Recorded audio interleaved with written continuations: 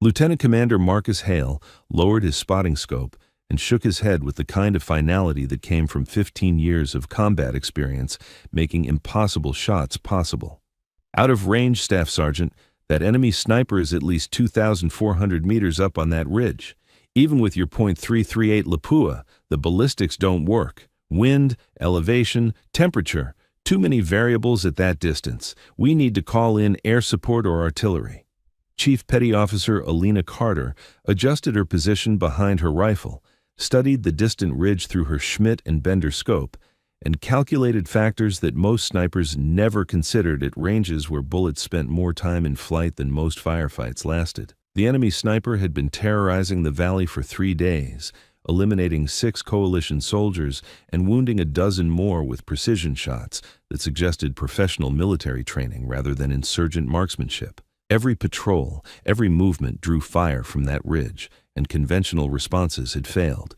The sniper, displaced after every shot, returned hours later, continued the psychological warfare that kept an entire forward operating base effectively pinned.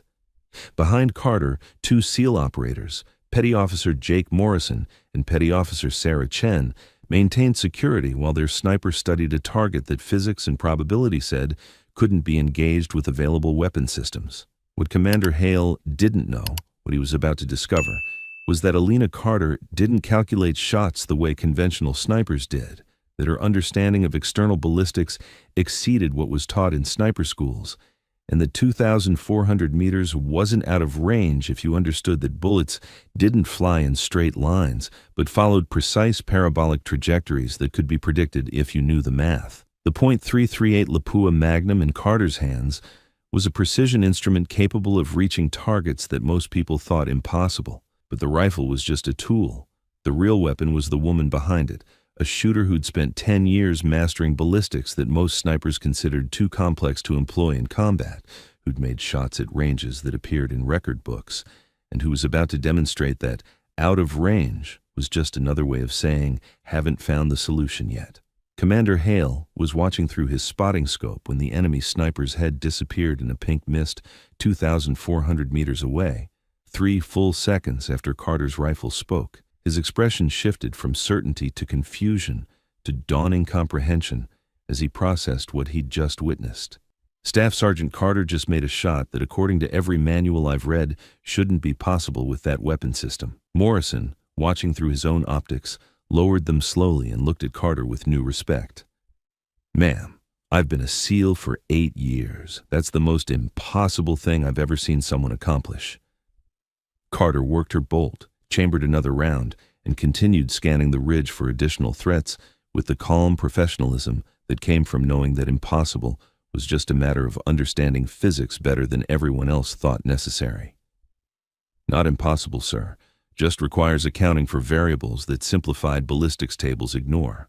That sniper won't be terrorizing this valley anymore. Now let's confirm the kill and clear that position before someone else takes it."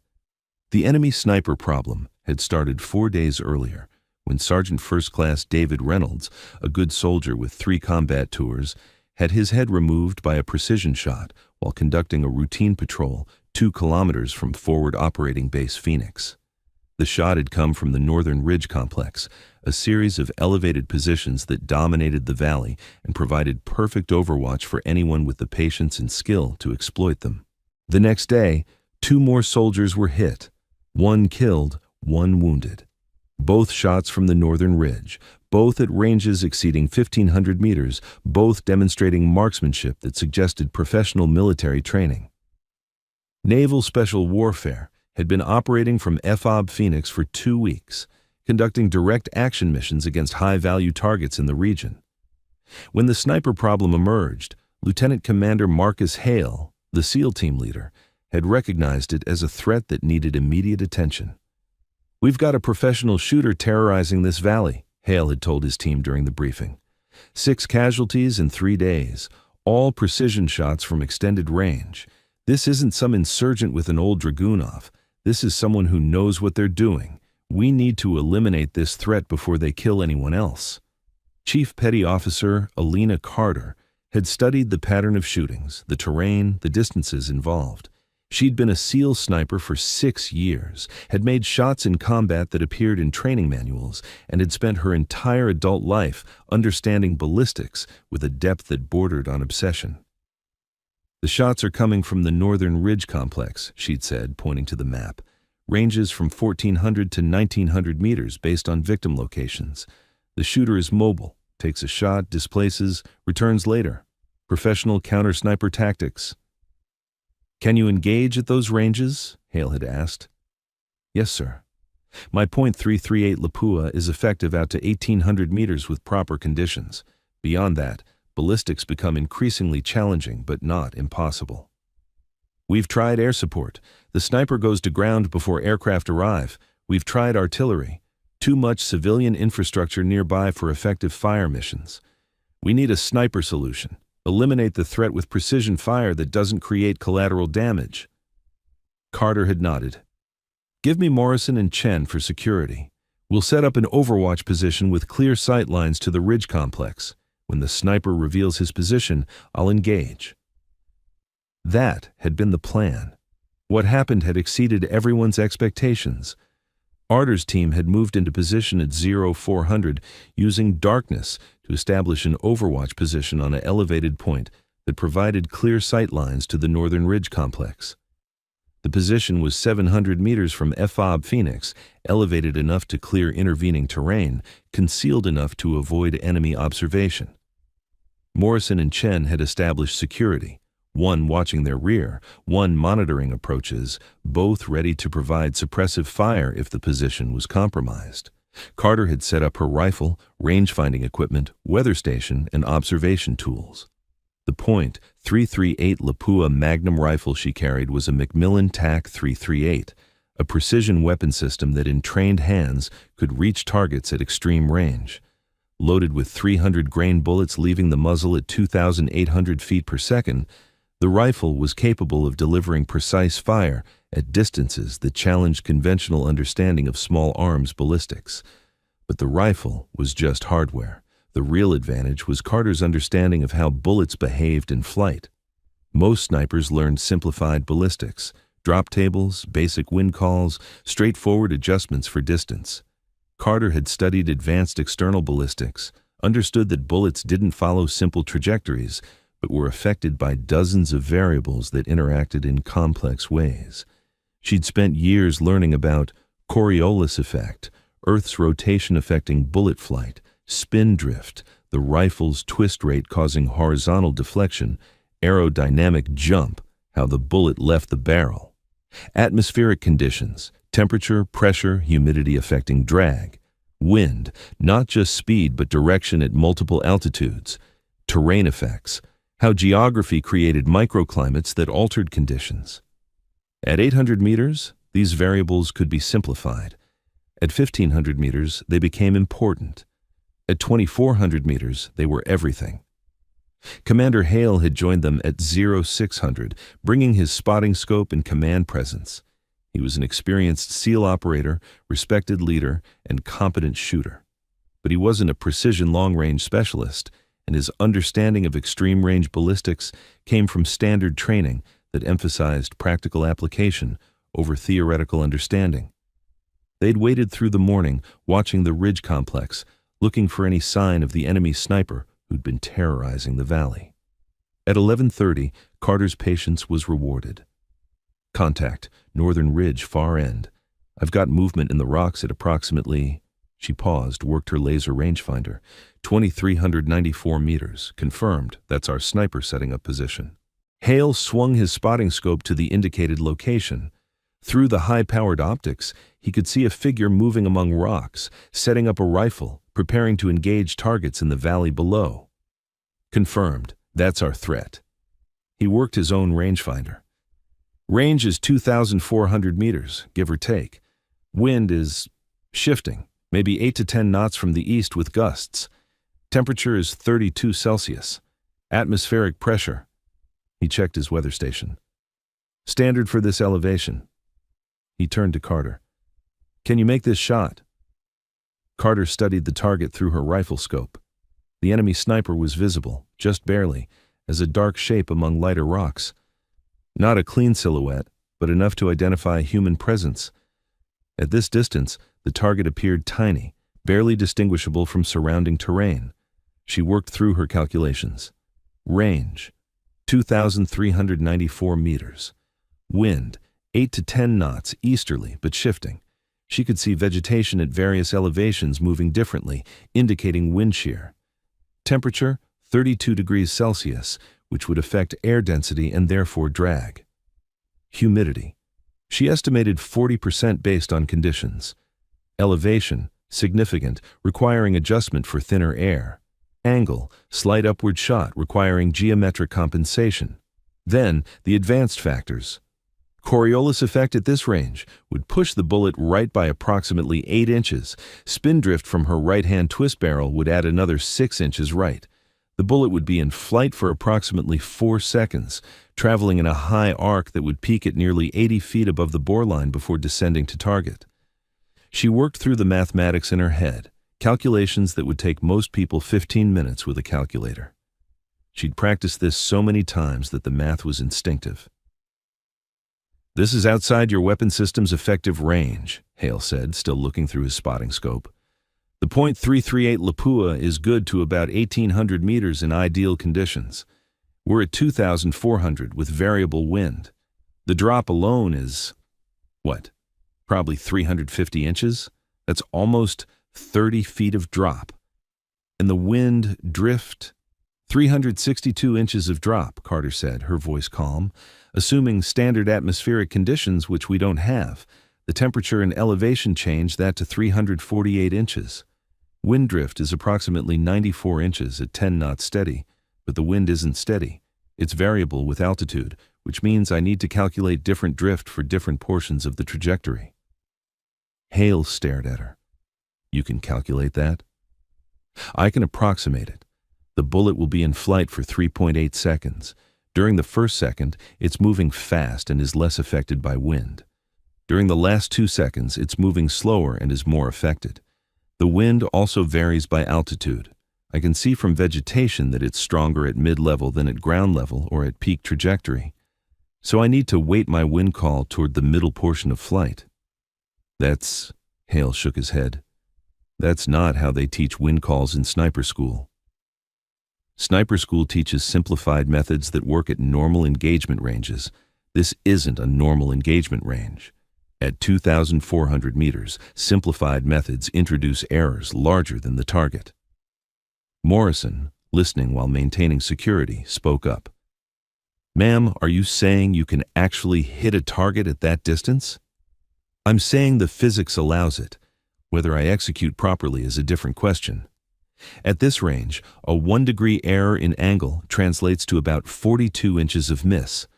A 1-knot error in wind call is 25 inches of miss. A 5-degree error in temperature estimation is 12 inches. Everything has to be right." Hale studied the distant target through his optics.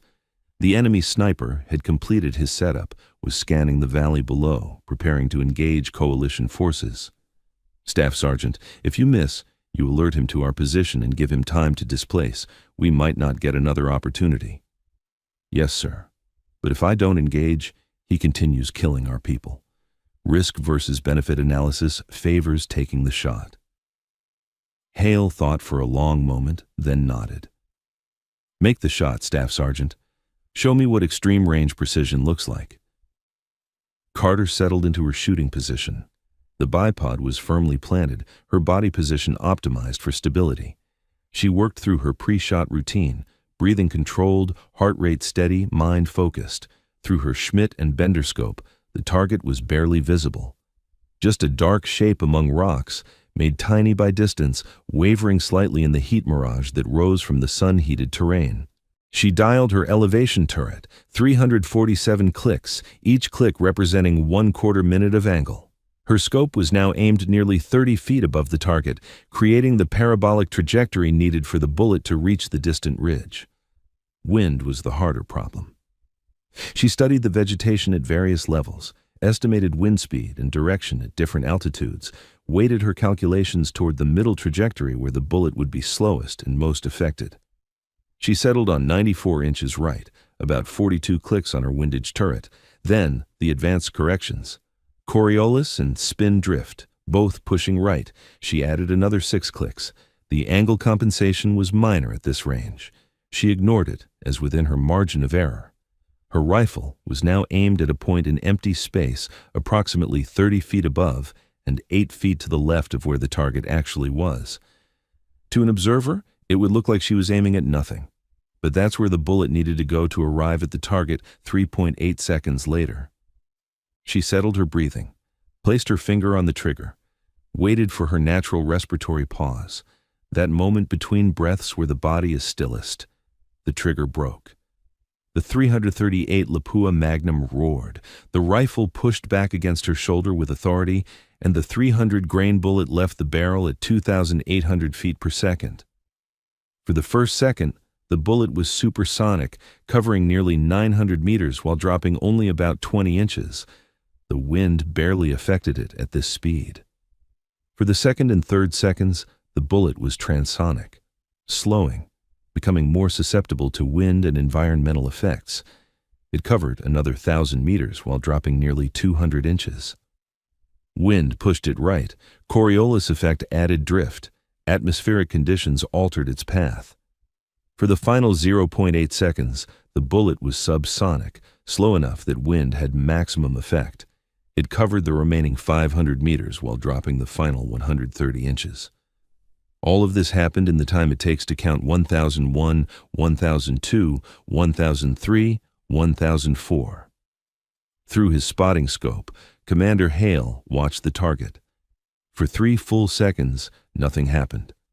The enemy sniper continued scanning the valley, completely unaware that a bullet was in flight. Then, the target's head snapped back in a pink mist that was visible even at 2,400 meters. The body collapsed among the rocks. Hale stared through his optics, processing what he'd just witnessed. Holy, Staff Sergeant, you just made a shot that shouldn't be possible. Carter worked her bolt, ejecting the spent cartridge, chambering a fresh round. It's possible if you understand the ballistics. The shot was good, but I need to confirm the kill and check for additional threats. She studied the target area through her scope. No movement, no other personnel visible. The enemy sniper who'd terrorized the valley for 3 days was dead from a shot taken at a range that most people would consider impossible. Morrison lowered his rifle. "Ma'am, I've been in the teams for 8 years. I've seen some incredible shooting. But that," he shook his head, "that just redefined what I thought was possible with a rifle." Chen, maintaining rear security, spoke without taking her eyes off her sector. Did she really just hit a human-sized target at 2,400 meters? That's like 1.5 miles. That's not shooting. That's ballistic missile guidance. More like artillery, Morrison said, except artillery doesn't usually hit on the first shot. Hale continued staring through his spotting scope, studying the distant target that wasn't moving. "Carter, walk me through that shot. How did you calculate all those variables?" "External ballistics software, sir. I've got a ballistic calculator that accounts for all the major factors: range, wind, temperature, pressure, humidity, Coriolis, spin drift, angle. I input the conditions, it outputs the corrections. Then, I verify against my own understanding of the physics to ensure the calculator isn't giving me bad data." "You have software that does this?"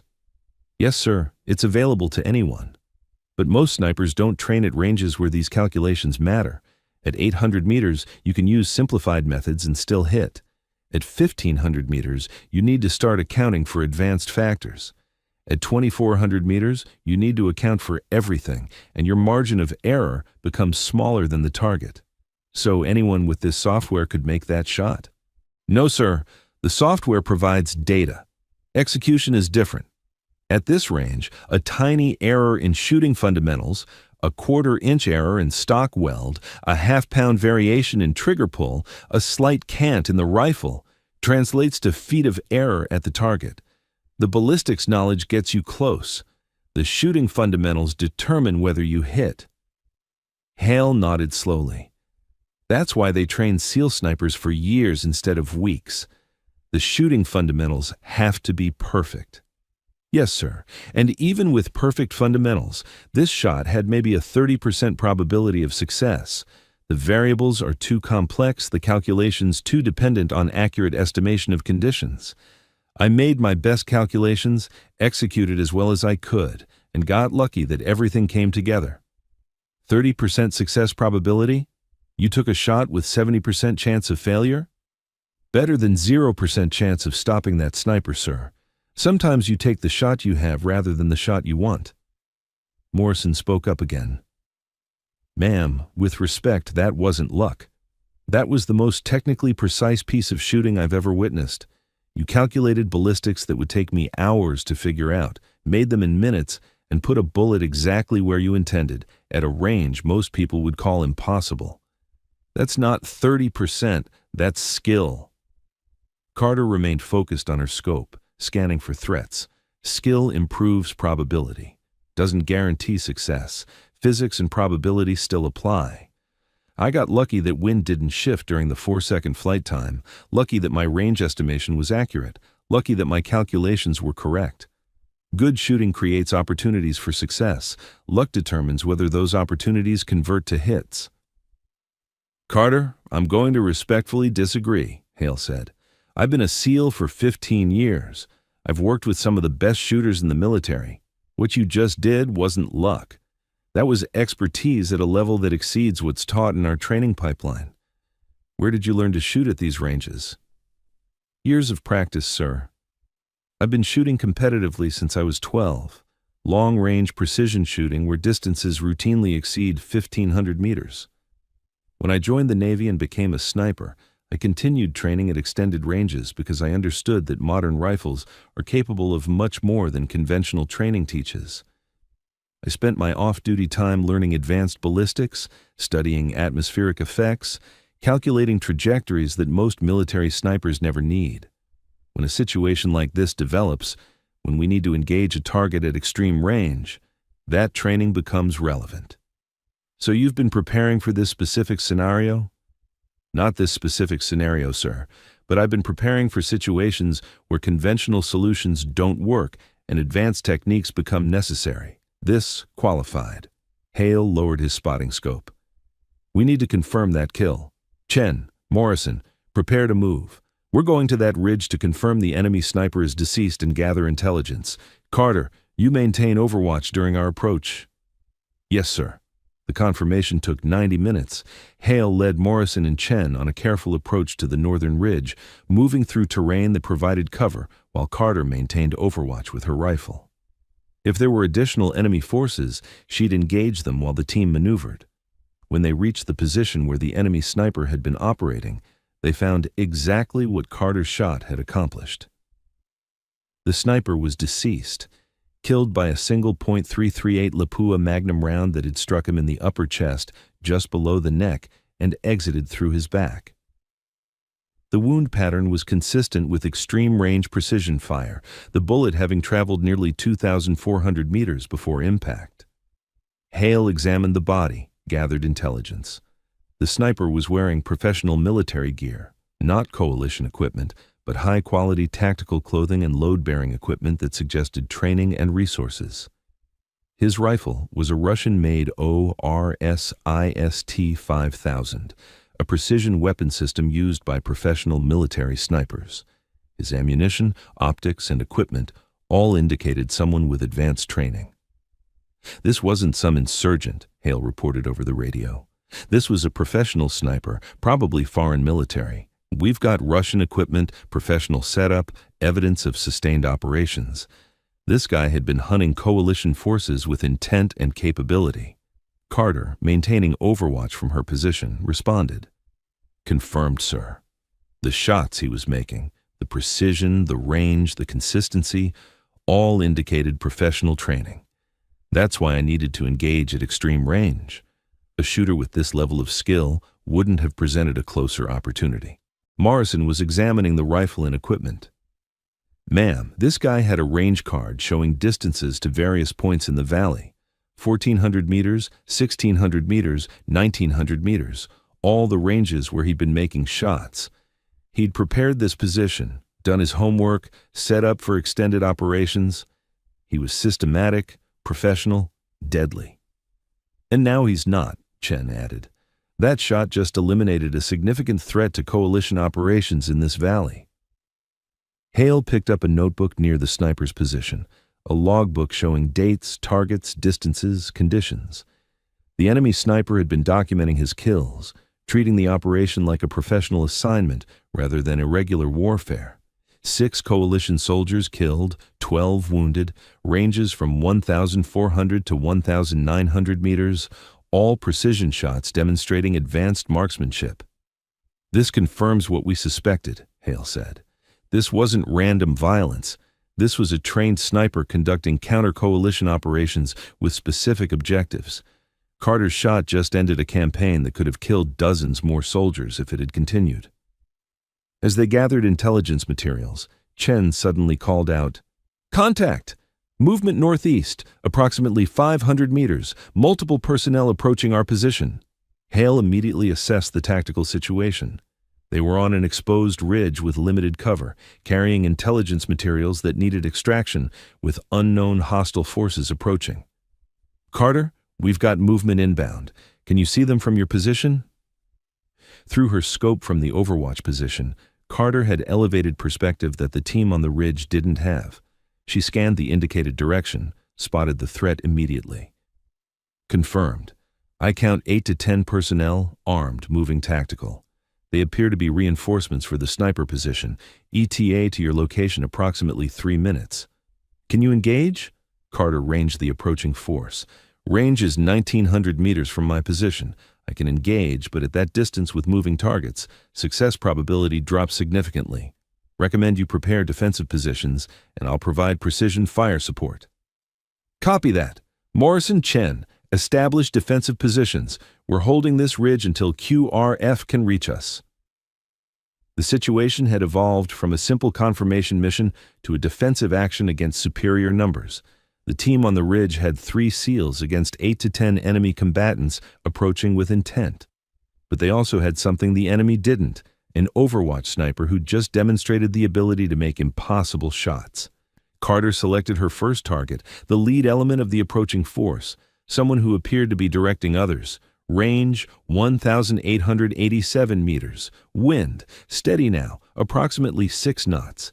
She calculated, adjusted, and fired. The 300-grain bullet covered the distance in 2.9 seconds. The lead fighter dropped. The formation immediately halted, seeking cover, trying to identify where the shot had come from. Carter worked her bolt, selected the second target, someone attempting to rally the others. Range 1,901 meters, slight adjustment for increased distance. She fired again. The second fighter fell. The enemy force was now suppressed, pinned by precision fire from an unknown location. They couldn't see Carter's position 1,900 meters away. They only knew that anyone who exposed themselves was getting shot with devastating accuracy. 2 enemy KIA, Carter reported. Remaining personnel are pinned in rocky area approximately 400 meters from your position. They're not advancing, but they're not retreating either. Hale assessed the tactical situation. "Can you keep them pinned until QRF arrives?" "Yes, sir. I've got sufficient ammunition and they don't know where I'm shooting from. As long as they stay in that position, they're effectively neutralized." "Copy that. QRF is 20 minutes out. Keep those hostiles suppressed." For the next 18 minutes, Carter maintained precision overwatch fire that kept the enemy force pinned in position. Whenever someone tried to move, she engaged. Not always hitting at 1,900 meters with moving targets, but getting close enough that the enemy understood that movement meant getting shot at, with remarkable accuracy. She fired 8 more rounds, scored 3 additional hits, and kept the remaining 5 enemy fighters so thoroughly suppressed that they couldn't effectively maneuver or engage Hale's team on the ridge. When the QRF arrived, 2 Black Hawk helicopters with door gunners and a ground element, the enemy force attempted to retreat. Carter engaged the retreat, dropping 1 more fighter before the survivors scattered into terrain where they couldn't be effectively engaged. Final count: 6 enemy KIA, unknown number wounded, remainder scattered. Hale's team had 0 casualties. had successfully gathered intelligence from the enemy sniper's position, and had defended against a numerically superior force through superior tactics and exceptional precision fire support. As the helicopters extracted Hale's team and the intelligence materials, Carter maintained her overwatch position until everyone was safely airborne. Only then did she break down her equipment and move to her own extraction point. The mission had evolved from a single extreme-range precision shot into a sustained precision fire support operation that had eliminated multiple threats across distances that most snipers would consider impossible. Carter had fired 13 rounds total, one at 2,400 meters that eliminated the primary target, 12 more at ranges from 1,800 to 1,900 meters that had suppressed and eliminated secondary threats, 13 rounds, 7 confirmed enemy KIA, 6 more enemy combatants suppressed and scattered, 0 friendly casualties. The after-action report would describe it as exemplary precision marksmanship under combat conditions. But for Carter, it was simply the application of skills she'd spent years developing, employed at the moment when those skills became tactically necessary. The after-action debrief took place that evening in the operations center. The SEAL team, FOB Phoenix commander, and intelligence personnel reviewed what had happened. Commander Hale presented the facts. At approximately 11:35 hours, Chief Petty Officer Carter engaged and eliminated an enemy sniper at a range of 2,394 meters, verified by laser rangefinder. The target was deceased on scene, killed by a single precision shot. Intelligence materials recovered indicate the enemy sniper was a trained professional conducting systematic operations against coalition forces. Carter's shot eliminated a significant threat and ended a 3-day period where 6 coalition personnel were killed and 12 wounded. The FOB commander, a Army lieutenant colonel, studied the range data. 2,400 meters, that's nearly a mile and a half. I wasn't aware that infantry weapons could engage at that distance. They can't, sir, Hale said. Not reliably. This shot was at the extreme edge of what's possible with current weapon systems, and only succeeded because Chief Carter has specialized training in extreme-range precision shooting that exceeds what's taught in standard military sniper courses. Explain. Carter stepped forward. Sir, standard sniper training teaches engagement techniques effective to approximately 800 meters with occasional shots to 1,200 meters. These ranges are appropriate for most combat scenarios and represent what most snipers will encounter. My background includes competitive long-range precision shooting where distances routinely exceed 1,500 meters. When I joined Naval Special Warfare, I continued training at extended ranges, studying advanced ballistics and atmospheric effects that become significant at extreme distances. Today's shot applied that specialized training to a tactical problem that couldn't be solved through conventional means. The colonel studied her. You're saying you trained yourself beyond military standards? I'm saying military training provides a foundation that's appropriate for most scenarios. When situations exceed those standards, when you need to engage at ranges beyond conventional capability, additional training becomes relevant. I prepared for those situations through years of practice that weren't required by the military, but proved useful when circumstances demanded. And you calculated all the ballistics for a 2,400-meter shot how? That's artillery-level mathematics. External ballistics software combined with understanding of atmospheric effects, sir. The software calculates trajectories based on input conditions. My role was providing accurate data about range, wind, temperature, and other variables, then executing the fundamentals properly. The technology does the complex mathematics. The shooter provides accurate inputs and proper execution. So with this software, any sniper could make that shot? No, sir. The software provides calculations, not capability. Execution at extreme range requires shooting fundamentals developed through years of practice, trigger control, breathing, position, follow-through. Small errors that might not matter at 400 meters become mission failures at 2,400 meters. The shot succeeded because the calculations were correct and the execution was precise.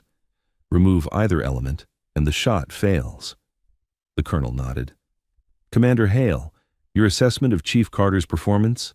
Exceptional, sir. She identified a tactical problem that conventional methods couldn't solve. An enemy sniper at extreme range in a position where artillery and air support weren't practical solutions. She calculated a precision engagement at a distance I would have considered impossible with available weapons. She executed flawlessly and eliminated a significant threat. Then, when the tactical situation evolved and we encountered additional hostile forces, she provided precision fire support across 1,900 meters that kept enemy combatants suppressed until QRF could reach us. 13 rounds fired, 7 confirmed enemy KIA, 0 friendly casualties. This is exactly the kind of specialized capability that Special Operations brings to combat environments. Agreed. Chief Carter, this engagement will be documented in the after-action report and submitted for commendation. You've eliminated a threat that was significantly impacting coalition operations and demonstrated capabilities that should be shared with the broader sniper community. I'm recommending you for recognition and asking that you develop training materials documenting extreme range techniques for other military snipers. Yes, sir. I'll prepare documentation of the methods and calculations used for today's engagement. His story of the 2,400-meter shot spread through naval special warfare with the speed that remarkable achievements always traveled through tight-knit communities. Within days, snipers throughout SEAL teams were discussing the technical aspects, how Carter had calculated the ballistics, what equipment she'd used, what techniques enabled success at ranges that most people considered impossible. The shot appeared in sniper training courses as a case study in extreme range precision, with instructors using it to demonstrate what became possible when theoretical ballistics knowledge combined with exceptional shooting fundamentals. But for Carter, the shot wasn't about setting records or demonstrating capability. It was about solving a tactical problem that was killing coalition soldiers. The enemy sniper had been a legitimate threat, operating at ranges where conventional responses failed. Someone needed to engage him at his own game, at distances where he felt safe. Carter had the training and tools to do that, so she'd done it. 3 months later, she was back at Naval Special Warfare training facilities, teaching advanced long-range precision shooting to SEAL snipers who wanted to understand how to engage targets at ranges beyond conventional training. The mathematics isn't complicated, she'd tell students. It's just detailed. You're accounting for more variables than simplified tables consider. Bullet drop, wind drift, Coriolis effect, spin drift, atmospheric conditions. Each factor has a formula, each formula has inputs, and if you know the inputs, you can calculate the outputs. The hard part isn't the math. The hard part is accurate input data. If your range estimation is off by 50 meters, your calculations are wrong. If your wind call's off by 2 knots, you miss. If your temperature estimate is wrong by 10 degrees, you're calculating for conditions that don't exist. Garbage in, garbage out. The precision of your calculations depends entirely on the accuracy of your input data. And even with perfect calculations, you still need perfect execution. At 2,400 meters, a tiny error in your shooting fundamentals translates to feet of error at the target. Your trigger control has to be flawless, your breathing has to be controlled, your position has to be stable. Everything has to be right because at these ranges, anything less than perfect is a miss. Students would practice the calculations, learn the formulas, understand the theory. But most importantly, they'd learn that extreme range precision wasn't magic. It was the application of physics and mathematics to a ballistic problem, combined with shooting fundamentals developed through thousands of hours of practice. Some would never attempt shots at ranges exceeding 1,500 meters. Others would find themselves in situations like Carter had faced, tactical problems that required solutions beyond conventional capability. For those situations, the training would provide tools and techniques that made the impossible become possible. 5 years after the 2,400-meter shot, Carter had retired from active duty and was teaching advanced marksmanship at civilian precision shooting schools. She'd become recognized as one of the foremost experts in extreme-range ballistics, someone who could translate complex physics into practical shooting applications. Students would ask about the famous shot, the SEAL sniper who'd engaged an enemy at nearly 1.5 miles. She'd tell them the story, but always with emphasis on the context.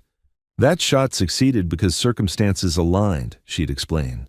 "I had good equipment, accurate range data, relatively stable conditions, and enough time to calculate properly. Change any of those variables, and the shot might have failed. I've made other shots at extreme range that did fail, where my calculations were wrong, or conditions changed during bullet flight, or my execution wasn't good enough. Success at these ranges requires everything to be right, and that doesn't happen every time. The lesson isn't that you should attempt shots at 2,400 meters routinely. The lesson is that when you have no other options, when conventional solutions don't work, and lives depend on success, advanced techniques can provide capabilities that seem impossible until you understand the underlying physics. But you need to practice those techniques before you need them. You can't learn extreme-range ballistics during an emergency. You learn them through years of study and practice, so that when the situation demands, when there's an enemy sniper at 2,400 meters and he needs to be stopped, you have the tools and skills to make it happen." Her students would nod, take notes, try to understand how someone calculated trajectories that took 4 seconds to complete and involved mathematics that most people found overwhelming. Some would master the techniques, others would gain appreciation for the complexity involved, even if they never applied it in practice. All would leave understanding that the limits of what was possible with rifles were determined not by the weapons themselves, but by the knowledge and skill of the people behind them. Commander Marcus Hale, who'd witnessed the shot through his spotting scope, eventually wrote about it in his memoir after retiring from naval special warfare. "I'd been a SEAL for 15 years when I watched Chief Carter make a shot I'd thought was impossible. I'd seen incredible marksmanship, shots at 800 meters, 1,000-meter engagements, precision fire under conditions that would challenge Olympic shooters. But watching someone engage a human target at 2,400 meters with a conventional rifle redefined what I understood about precision shooting. What impressed me wasn't just the successful hit. It was the methodology, the systematic approach to a problem that seemed unsolvable through conventional thinking. Carter didn't look at the extreme range and give up because it exceeded standard capability. She looked at it as a ballistics problem that could be solved through proper calculation and execution. She understood something that many military snipers never learn, that the rifles we carry are capable of much more than standard training teaches, and that out of range is often a limitation of knowledge rather than equipment. With proper understanding of external ballistics and enough practice to execute fundamentally sound shots, you can engage targets at distances that seem impossible until someone demonstrates otherwise. That shot, that single precisely calculated engagement at nearly 1.5 miles, eliminated a threat that had killed 6 coalition soldiers and wounded 12 more. It ended a 3-day terror campaign that was impacting operations across the entire valley. One shooter, one bullet, one impossibly long shot that succeeded because someone had spent years preparing for a situation most people would never encounter. That's what special operations is about, not just being good at what everyone else does, being capable of accomplishing what everyone else says can't be done. Chief Carter demonstrated that principle with a shot that still seems impossible every time I remember watching it through my spotting scope. The enemy sniper's logbook, recovered from the scene, was translated and analyzed by intelligence personnel. It confirmed what the evidence suggested: a professional military sniper conducting systematic operations against coalition forces with specific tactical objectives. His notes documented his methodology. Patience, wait for targets to present themselves. Precision, only engage at ranges where success was probable. Displacement, never fire more than twice from the same position. Persistence, maintain operations until killed or reassigned. He'd been good, professional, deadly. He'd killed 6 coalition soldiers and wounded 12 more through careful application of professional sniper tactics. What he hadn't anticipated was encountering someone better. Someone willing to engage at ranges he'd thought provided safety. Someone who understood ballistics at a level that exceeded his own considerable training. Someone who'd made a shot he probably couldn't have calculated, let alone executed. The war continues with its own ruthless mathematics. Superior training, better equipment, more knowledge. These provide advantages that translate to survival and success. The enemy sniper had been well trained, but Carter had been better trained. He'd had good equipment, but hers had been better. He'd understood ballistics, but she'd understood them more completely. And on a morning in a valley where he'd thought himself safe at 2,400 meters, he'd learned the final lesson that all warriors eventually learn, that there's always someone better, and underestimating your opponent is the last mistake you ever make. Chief Petty Officer Elina Carter, the SEAL sniper who made the shot the commander said was impossible, the shooter who demonstrated that out of range was just another way of saying, haven't done the math yet. She'd studied ballistics that most snipers never learned, practiced at ranges that most people considered impractical, calculated trajectories that required understanding physics at a level that exceeded military training standards, and when the situation demanded, when coalition soldiers were dying and conventional solutions didn't work, she'd applied all that knowledge and skill to eliminate a threat at a distance that seemed impossible.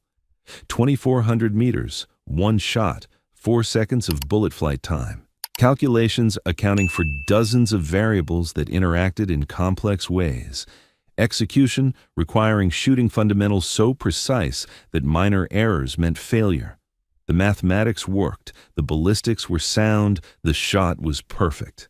And Commander Hale, watching through his spotting scope, learned that sometimes impossible just means you need someone who understands the physics better than everyone else thought necessary.